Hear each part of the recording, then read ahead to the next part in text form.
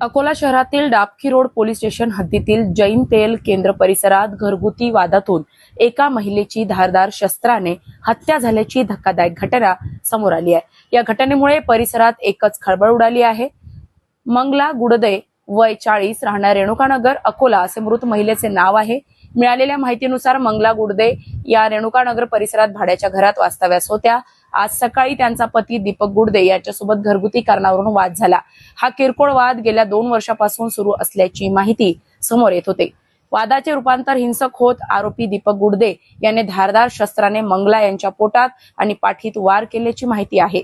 गंभीर जखमी झालेल्या मंगला गुडदे यांचा घटनास्थळीच मृत्यू झाला। घटनेची माहिती स्थानिक नागरिकांनी डाबकी रोड पोलिसांना दिल्यानंतर पोलीस तात्काळ घटनास्थळी दाखल झाले। पोलिसांनी पंचनामा करून मृतदेह शवविच्छेदनासाठी शासकीय वैद्यकीय महाविद्यालयात पाठवला आहे।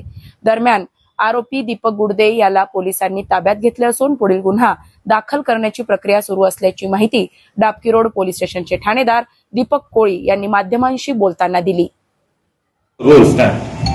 आज सकाळी 8 वाजताच्या सुमारास डाबकी रोड जैन तेल केंद्र या ठिकाणी सौ मंदा दीपक गुडदे या दूध घेण्यासाठी आल्या असता त्यांचे पती दीपक दगडू गुडदे यांनी घरगुती कारणावरून त्यांच्यावर चाकूने वार करून त्यांना जीवे ठार मारले। या घटनेवरून पोलीस तात्काळ घटनास्थळी गेले।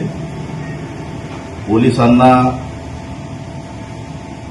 लोकांनी डायल 112 वरून कॉल केल्यावरून पोलीस घटनास्थळी गेल्यामुळे आरोपी तात्काळ ताब्यात मिळाला।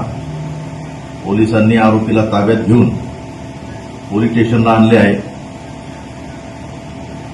गुन्हा दाखल करण्याची प्रक्रिया पोलीस स्टेशनला सुरू आहे।